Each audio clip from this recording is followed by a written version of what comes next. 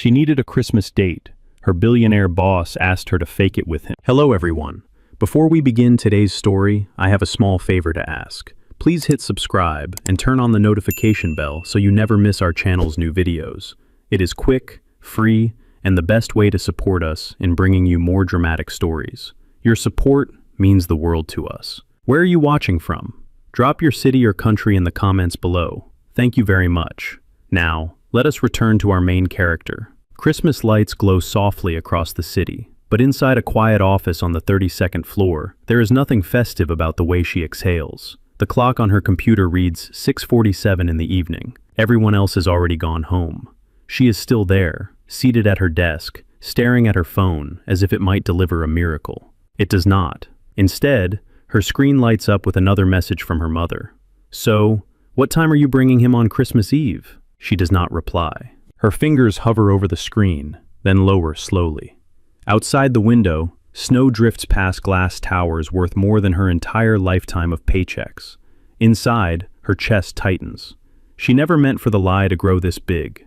A few weeks ago, it had slipped out too easily. One harmless sentence over a rushed phone call. "Yes, Mom, I am seeing someone." It was supposed to buy her time. It was supposed to end there. But Christmas never forgets. Christmas remembers everything. It remembers who is still single, who is still struggling, who has not made it yet. Another message appears, this time from her aunt, then her cousin.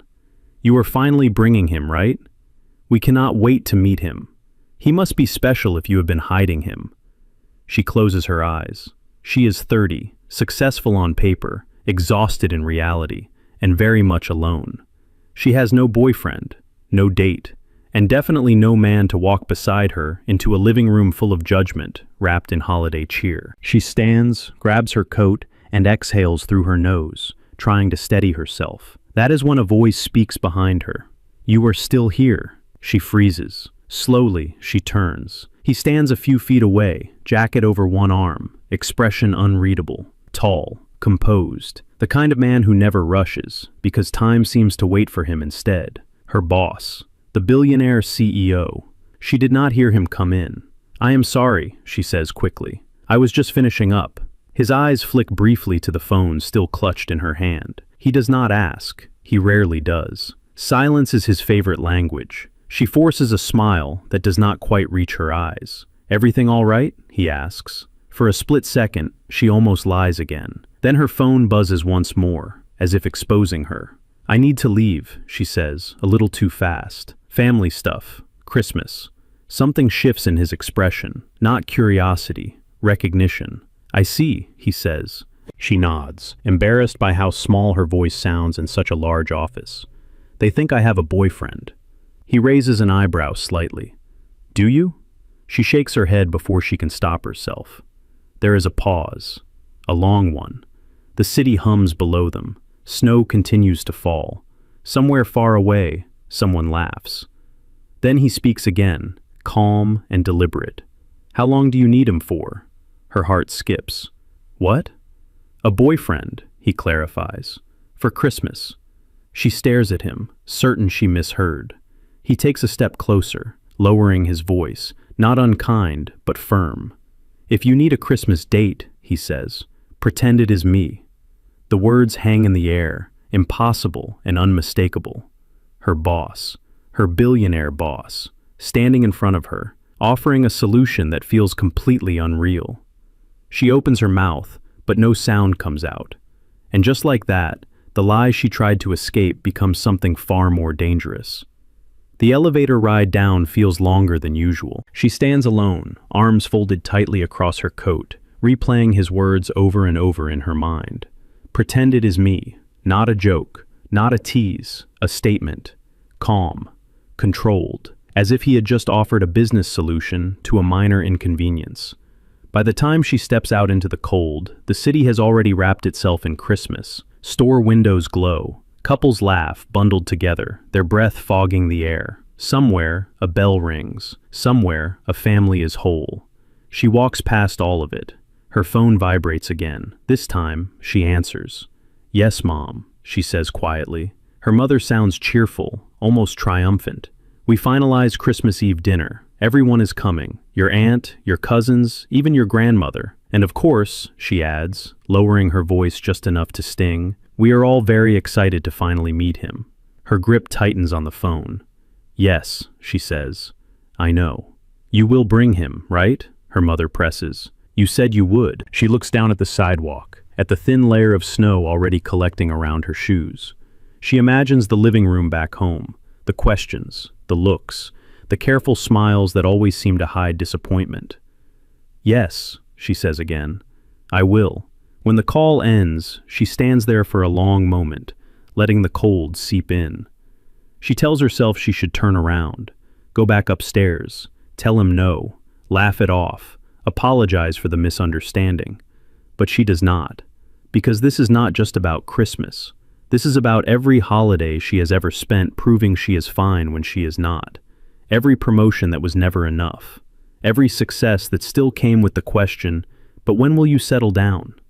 She exhales slowly. That night, sleep does not come easily. The next morning, she arrives early. Too early. The office is still quiet when she steps inside, coffee in hand, nerves already fraying. She sits at her desk and tries to focus on her screen, but her thoughts keep circling back to one thing. Was he serious? At exactly 8:30, his office door opens. Come in, he says, without looking up. Her heart jumps. She had not knocked. She steps inside, hands clasped in front of her, feeling strangely like she is about to sign something far more important than a document. You wanted to see me? She asks. He gestures for her to sit. I assume you thought about my suggestion, he says. Suggestion. The word sounds too mild for what it felt like. Yes, she says carefully. I did. And? He asks. She meets his gaze. I do not understand why you would do this. He leans back slightly. That does not matter. It matters to me, she says, surprising herself with how steady her voice sounds. This is not something small. No, he agrees. It is not. He pauses, then continues, measured as always. Christmas Eve, 2 days. You arrive with me, you leave with me. We behave appropriately. Nothing more. And after, she asks. After it ends, he says, cleanly. She swallows. And if people ask questions? They will, he replies. I will handle them. And at work, she presses? This does not exist here, he says. No one needs to know. There it is, the boundary. Clear, professional, safe. She looks down at her hands. I do not want anyone thinking I am doing this for advantages. His eyes sharpen slightly. I would not insult you that way. The words land heavier than she expects. Silence stretches between them. Finally, she nods. All right. He studies her for a moment longer, as if making sure she understands the weight of what she just agreed to. Then we have a deal, he says. She stands, legs unsteady, and turns toward the door. As her hand reaches for the handle, his voice stops her. For the record, he says, this is not charity. She looks back. It is convenience, he finishes. She nods once more and leaves. But as she walks back to her desk, heart racing, she realizes something unsettling. She is not sure which one of them needs this more. She does not tell anyone. Not her coworkers, not her friends, not even herself, at least not out loud. For the rest of the morning, she works as if nothing has changed, answering emails, reviewing schedules, nodding politely in meetings. On the outside, everything looks the same. On the inside, every thought keeps circling back to one unavoidable truth. She has agreed to pretend she is his girlfriend. By noon, an email arrives in her inbox. Subject line, Christmas itinerary. Her pulse quickens as she opens it. The message is brief, precise, typical of him. Arrival time, departure time, dress code, location, a private residence outside the city, his family home. At the bottom, a single line stands out. Please come to my office at 4:30 to discuss details. At 4:29, she is already standing outside his door. Come in, he says. This time, there is no small talk. He places a thin folder on the desk between them and slides it toward her. It is not a contract, at least not on paper, but it feels like one. Before we leave, he says, we need to be clear. She nods. These are the boundaries, he continues. First, this arrangement is temporary. It ends after Christmas. Understood, she says. Second, he adds, we do not change how we work. In this building, I am your employer, nothing else. Yes. Third, he says, his voice steady, we do not lie unnecessarily. We keep the story simple. She looks up. What is the story? He does not hesitate. We met through work. We kept it private. We are serious. Her throat tightens slightly at the word serious, but she says nothing. And finally, he says, pausing for the first time, no expectations. She frowns. What does that mean? It means, he explains, this is a role, not a promise. She exhales. I can do that. He studies her carefully, as if testing whether she believes herself. Good, he says. Then let us make sure you are prepared. The next hour passes faster than she expects. They go over names, his parents, his sister, a few close family friends who will be present, what questions they are likely to ask, what details matter and which ones do not. You like red wine, he says. You do not drink whiskey. She blinks. I do not? You will not, he replies calmly. Not there. She almost laughs but stops herself. He explains traditions. Dinner on Christmas Eve, breakfast together the next morning, a short walk after sunset. You will not be alone, he says. If at any point you are uncomfortable, you stay near me. She nods, surprised by the quiet reassurance in his tone. And what about us? She asks before she can stop herself. He raises an eyebrow. What about us? How do we act? She clarifies, feeling heat rise to her face. In front of them, he considers the question. Comfortable, he says. Familiar. Nothing exaggerated. No grand gestures, she says. No, he agrees. That would invite suspicion. She lets out a breath she did not realize she was holding. At the end of the meeting, he stands and reaches for his coat. There is one more thing, he says. She looks at him. You are not doing this because you owe me, he says. And you are not doing it because I asked. Then why am I doing it? She asks quietly. Because you chose to, he replies. The words linger. As she leaves his office, she realizes something has shifted. Not dramatically, not visibly, but the rules have been set. The lines have been drawn. This is still fake, still controlled, still temporary. And yet, as Christmas draws closer, she cannot shake the feeling that pretending might be the most dangerous part of all. The transformation does not happen all at once. It begins quietly, the way most things do when they are meant to feel normal. The morning of their departure arrives faster than she expects. A car waits downstairs, dark and polished, the driver already standing by when she steps outside with her small overnight bag. Snow dusts the sidewalk. The air smells like pine and cold metal. He is already inside the car. Good morning, he says, as if this is just another workday. Good morning, she replies, sliding into the seat beside him. The door closes. The city fades behind them. For the first 10 minutes, neither of them speaks. The road stretches ahead, flanked by trees wrapped in frost. She watches her breath fog the window, trying to ignore how aware she is of his presence.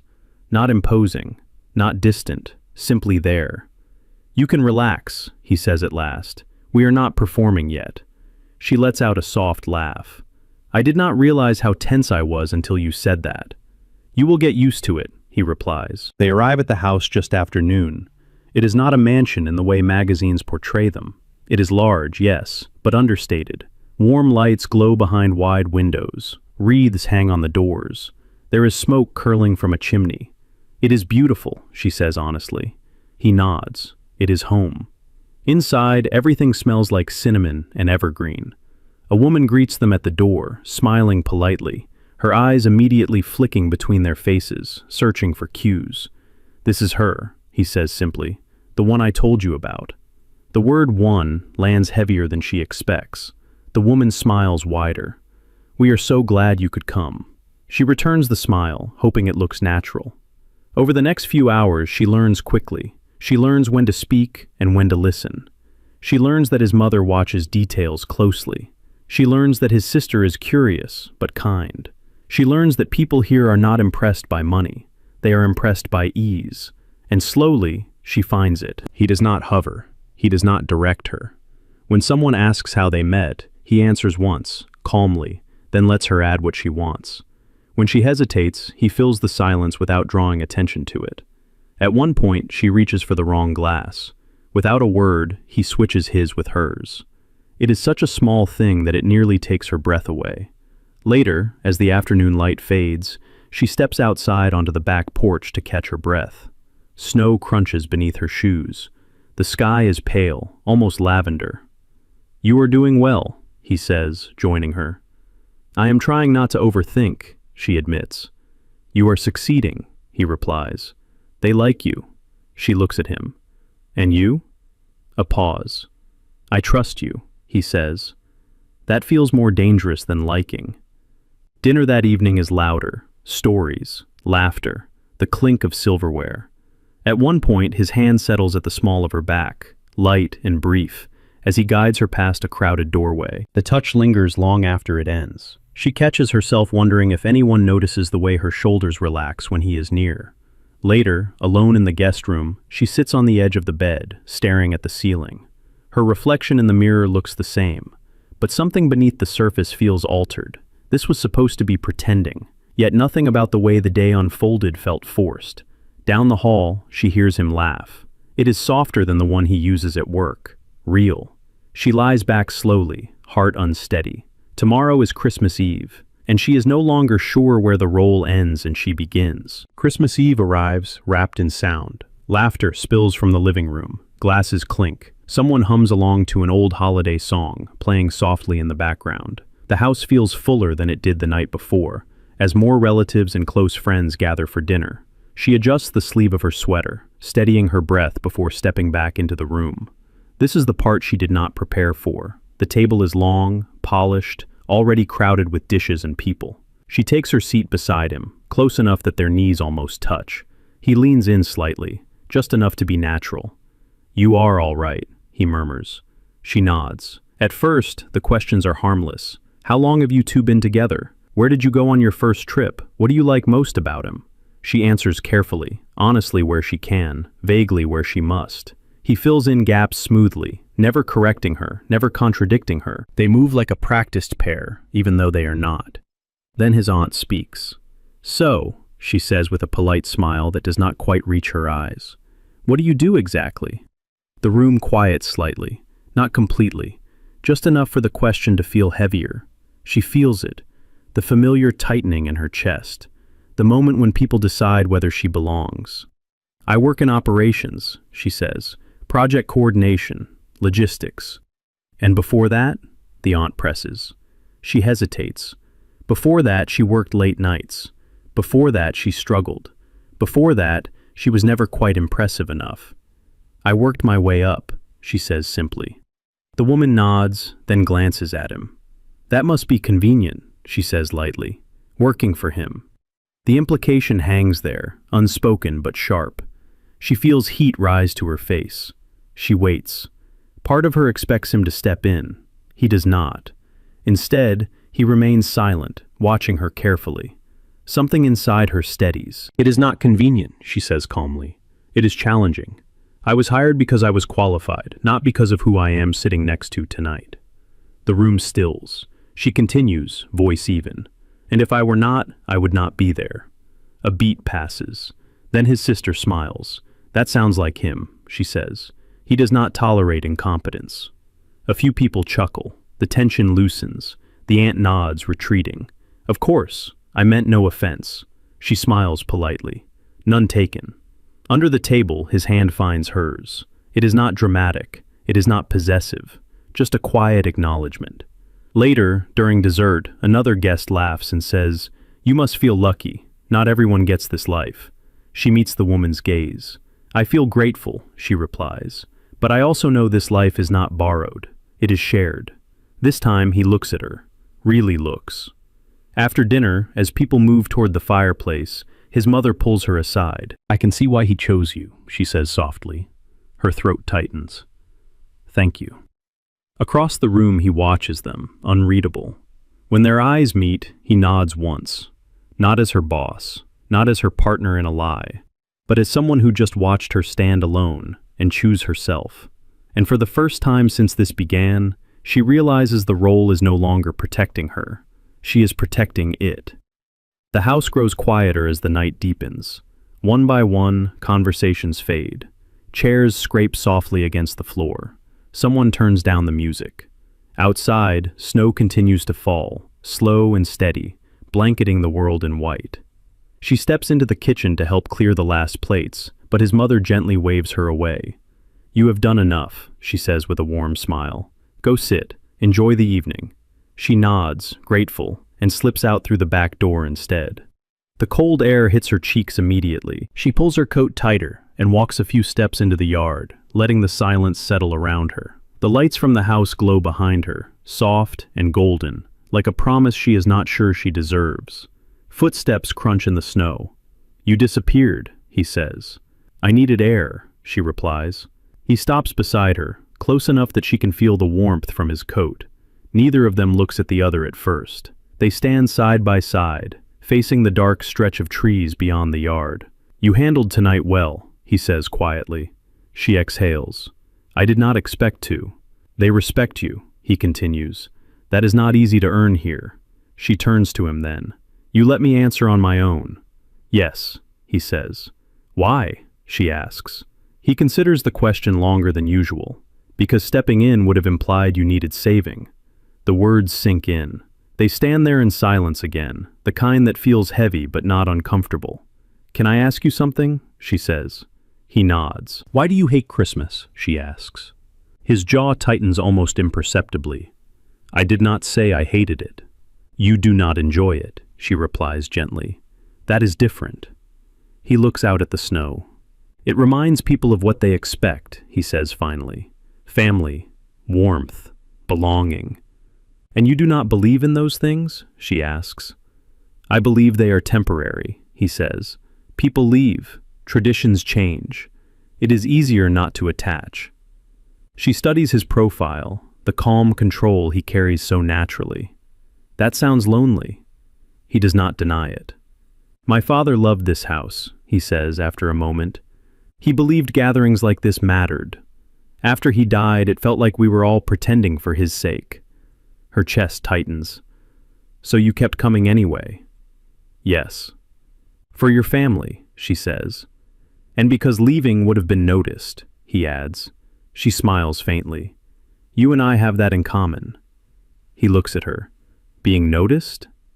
"Being expected to perform," she says, "even when you were tired." Something shifts between them then, not dramatically, just enough to feel. A gust of wind passes, colder than before. Without thinking, he reaches out and adjusts her scarf, his fingers brushing her neck. The contact is brief, instinctive. They both freeze.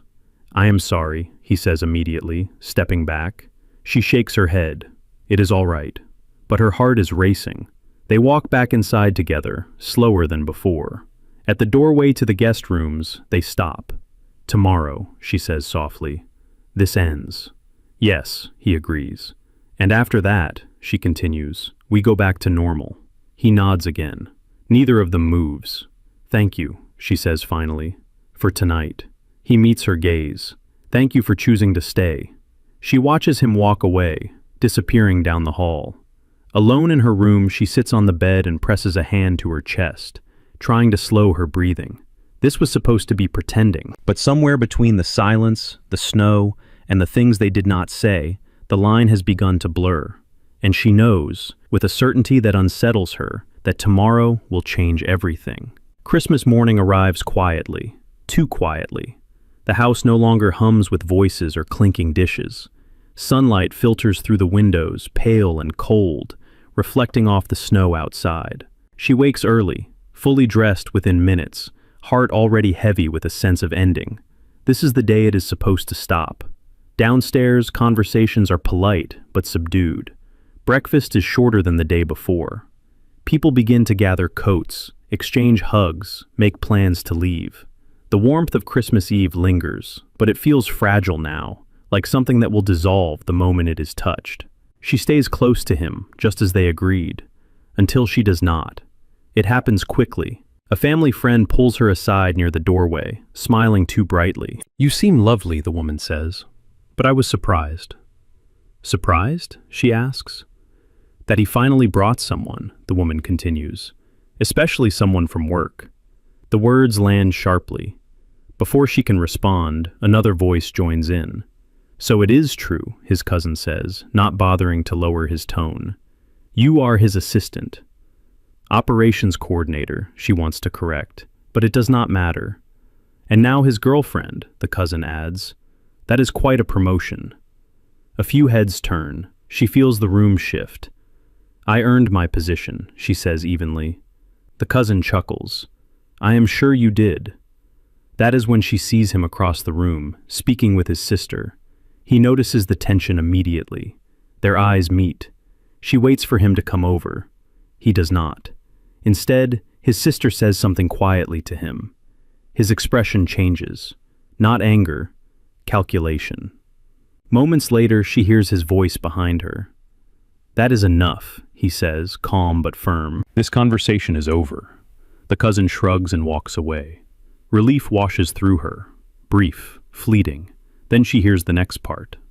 Let us not pretend this arrangement is something it is not, he continues, addressing the group without looking at her. This is temporary. The word hits her like ice water. Temporary. The room falls silent. She feels every eye turn toward her. She looks at him, searching his face for something. An explanation, a signal, anything. There is nothing. He continues, voice controlled. We agreed this would not be misunderstood. Agreed. Her chest tightens. She steps back slightly. You told them, she says quietly.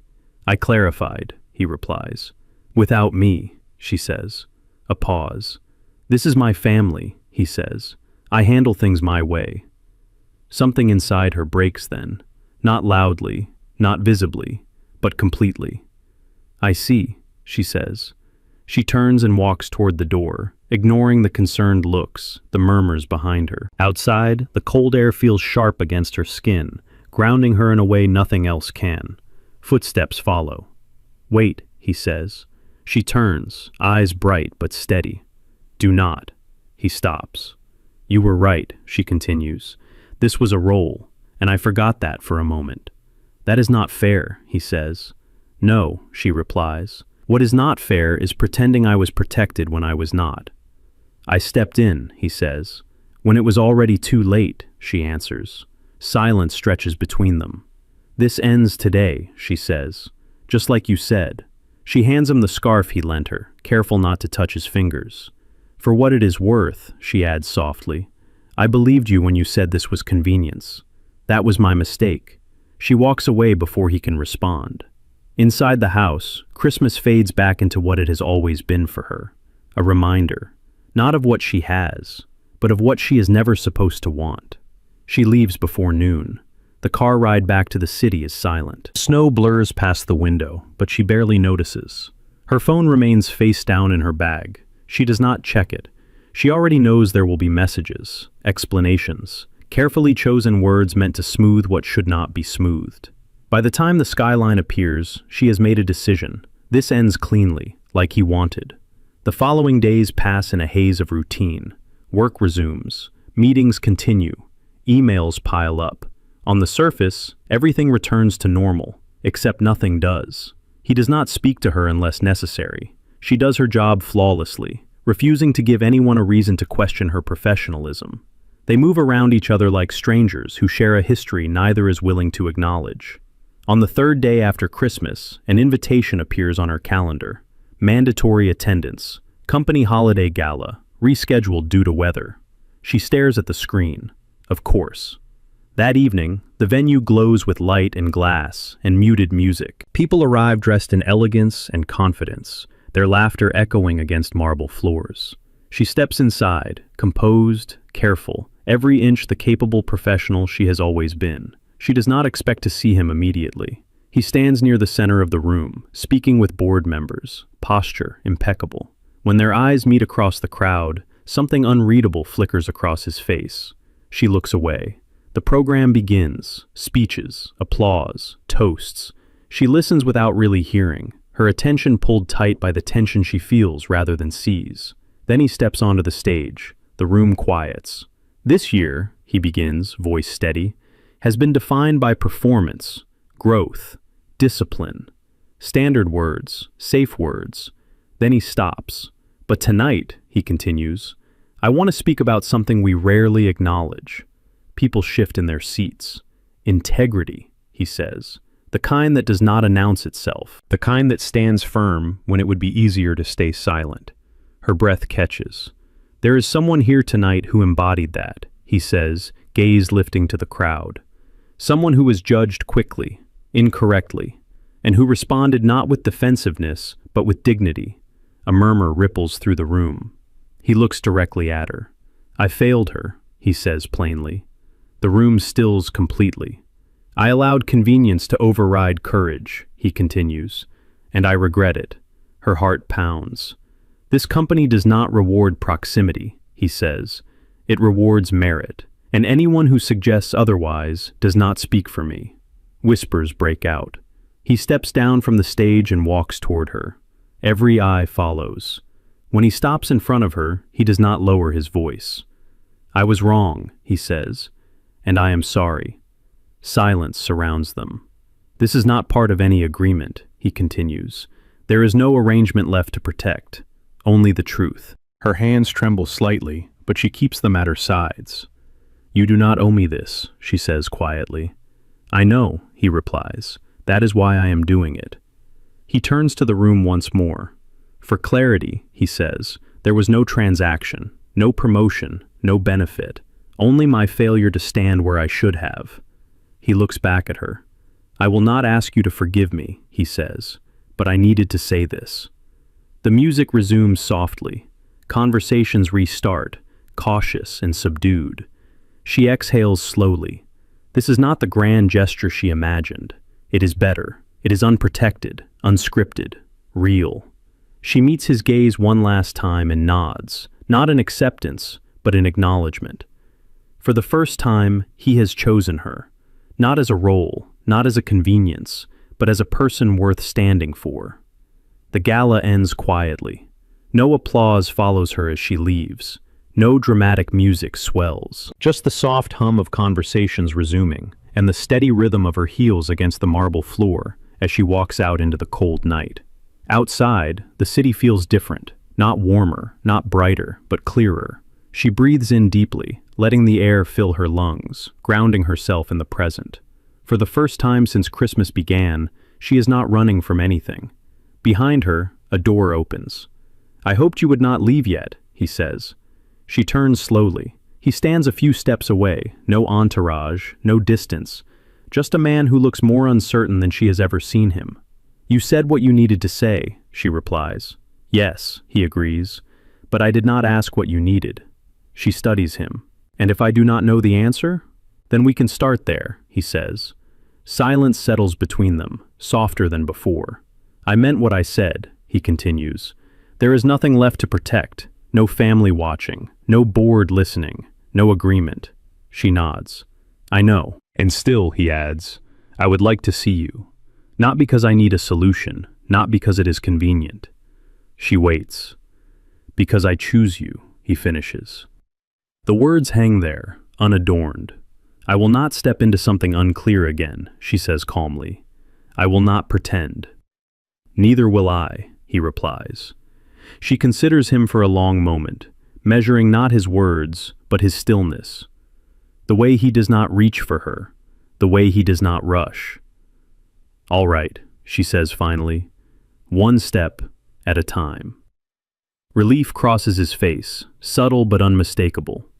They walk together, not touching, down the steps and into the quiet street. Weeks pass. There are no grand announcements, no headlines, no sudden changes. Just dinners after work, long conversations, a shared understanding that neither of them owes the other anything. She visits her family again, alone this time, and for the first time, it feels honest. Later, when she introduces him, it is not at Christmas. It is on an ordinary afternoon. No pressure, no audience. And this time, she does not need him to stand beside her. He does it anyway. One evening, months later, they return to the city after a long walk. Snow begins to fall, light and unhurried. This is my favorite part, she says softly. when everything slows down. He looks at her. Mine too. He stops, reaches into his coat, and then pauses. This is not a proposal, he says carefully. It is a question. She smiles. That is a good start. Would you like to keep choosing each other? He asks. Without contracts? Without roles? She does not hesitate. Yes, she says. The snow continues to fall around them, quiet and steady. And in that moment, she understands something she did not before. Love does not arrive dressed as a solution. It arrives when no one is pretending anymore, when nothing is required, and when choosing someone feels less like a risk and more like coming home.